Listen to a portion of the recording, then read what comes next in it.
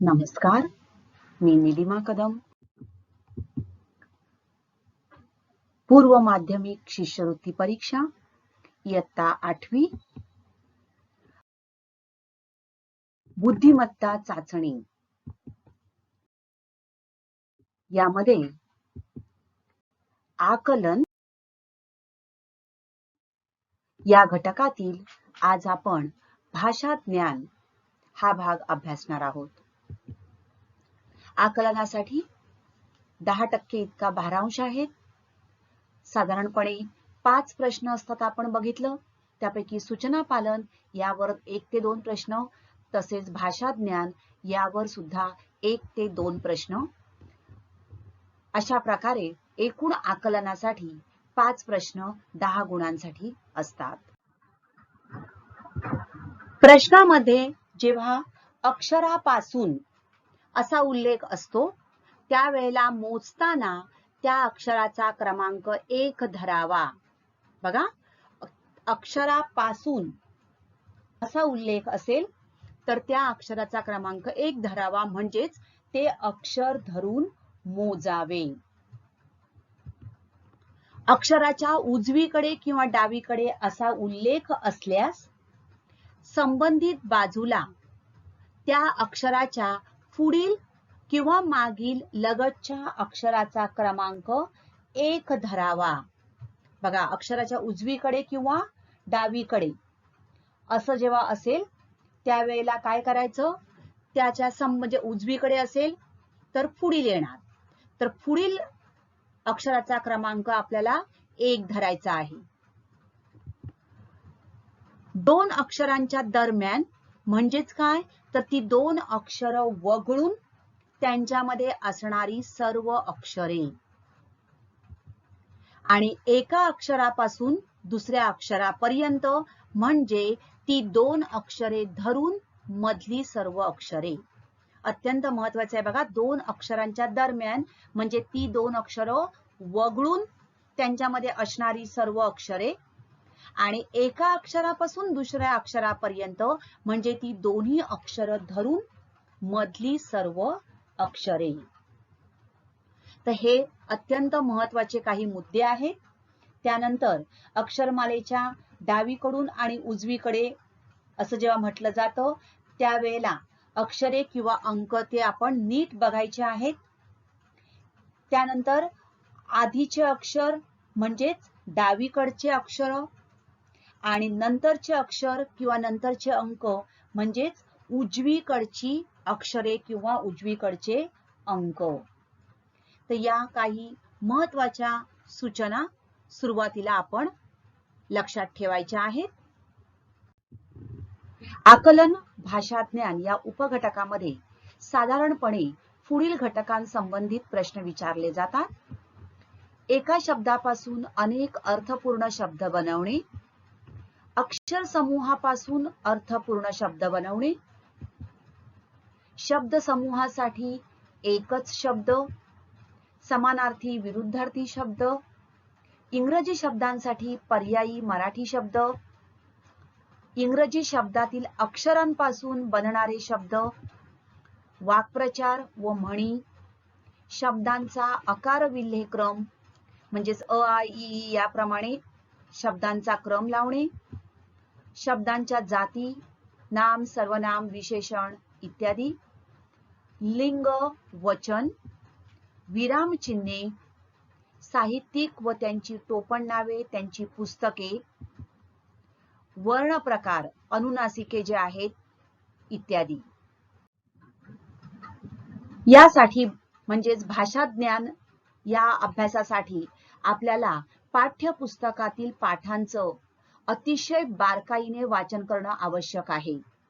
त्याचबरोबर भाषेच्या व्याकरणाचं जे पुस्तक आहे त्याचा सुद्धा बारकाईने अभ्यास केला पाहिजे.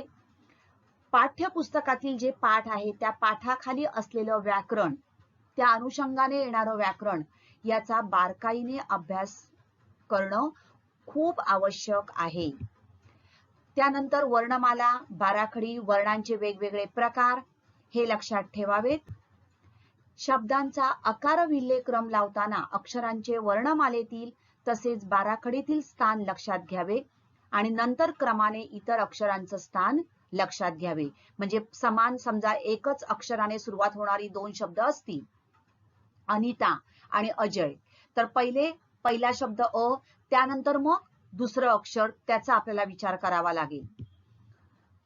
शब्द समूह, तहानभूक, प्रतिदिन, दोन किंवा अधिक शब्दांच्या समूहासाठी असलेले जोड शब्द,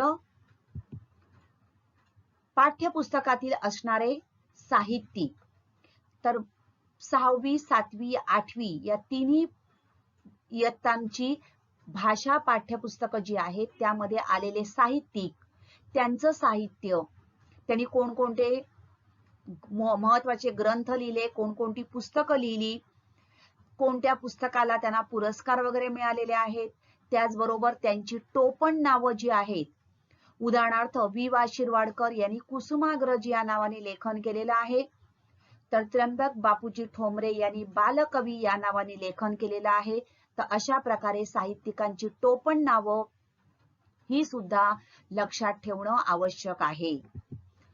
त्यानंतर मराठी महिने व ऋतू, समूहदर्शक शब्द, ध्वनिदर्शक शब्द, प्राण्यांची पिल्ले, वस्तूंचे ध्वनी इत्यादींचा अभ्यास करून आपलं शब्द भांडार वाढवणं आवश्यक आहे.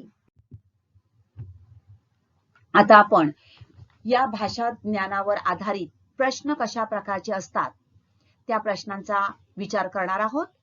पहिला प्रश्न आहे, सल्लाम मसलत या शब्दातील अक्षरांपासून पुढीलपैकी कोणता अर्थपूर्ण शब्द तयार होत नाही?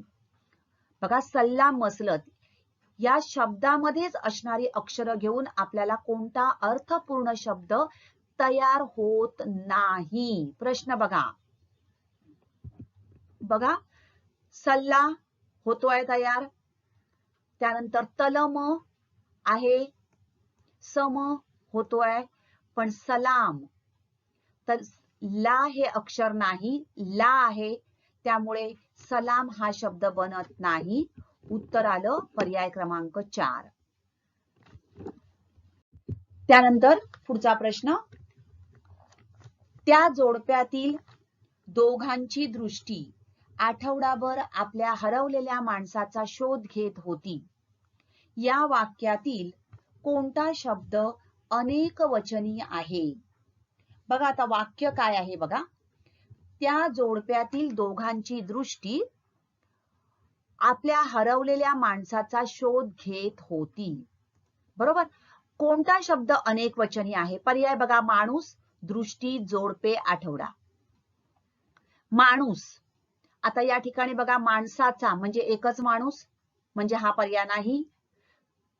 जोडपे हा अनेक वचनी शब्द नाहीये, जोडप म्हणजे एक जोडप.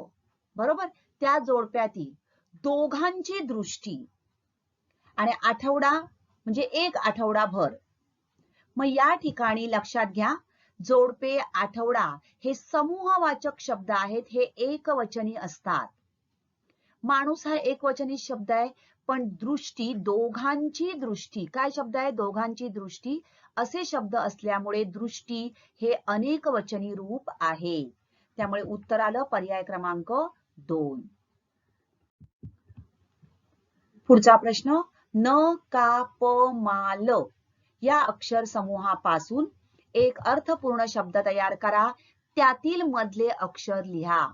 आपल्याला पहिले याच्यापासून शब्द तयार करायचा आहे. कोणता शब्द तयार होईल थोडासा विचार करा. येस, कालमापन. आणि मधलं अक्षर, मधलं म्हणजेच काय येणार आहे? काय करणार आपण? मधलं अक्षर जेव्हा आपल्याला विचारलं जातं त्यावेळेला आपण काय करतो की दोन्ही बाजूला समान. बरोबर. म्हणजे कुठलं येणार मधलं अक्षर? मा. पर्याय क्रमांक 4. वनवास या शब्दातील अक्षरांपासून पुढीलपैकी कोणते शब्द तयार होत नाहीत? अचूक असलेले 2 पर्याय निवडा. आपल्याला 2 पर्याय या ठिकाणी निवडायचे आहेत. बघा, वनवास यापासून तयार होणारे शब्द कोणते तयार होतात? वन, वाव, वास, नवा, नव. बरोबर. मग या ठिकाणी तयार न होणारे शब्द कोणते येतील बघा? बरोबर, विसावा आणि सण. हा न आहे या ठिकाणी आणि इथे आपल्याला न दिलाय, त्यामुळे पर्याय क्रमांक 2 आणि 4 विसावा आणि सण. मंगळयान हे भारताच्या तंत्रज्ञान प्रगतीतील एक मानाचे पान आहे. या वाक्याच्या सुरुवातीपासून 5व्या शब्दाच्या उजवीकडील 4थ्या शब्दाच्या डावीकडील 5वा शब्द कोणता आहे? वाक्य लिहून घेऊया. आता सुरुवातीपासून म्हटलंय, वाक्याच्या सुरुवातीपासून 5वं शब्द कोणता येणार? 1, 2, 3, 4, 5. प्रगतीतील हा 5वा शब्द. उजवीकडील चौथा 1, 2, 3, 4 म्हणजेच आहे. आणि याच्या डावीकडील 5वा पुन्हा 1, 2, 3, 4, 5 म्हणजेच आलं पर्याय क्रमांक 3 तंत्रज्ञान. कसं काय जायचंय बघा, सुरुवातीपासून म्हणजे इथून सुरुवात केलं, 5वा शब्द, याच्या उजवीकडे हा आला 4था आणि त्याच्या डावीकडे म्हणजे परत आपण मागे येणार आहोत, 5वा शब्द 1, 2, 3, 4, 5. ओके. व्हिडिओ आवडला असेल तर जरूर लाईक बटन दाबा, त्याचबरोबर बेल आयकॉनला टिक करून पुढील व्हिडिओचं नोटिफिकेशनही मिळवा. थँक्यू.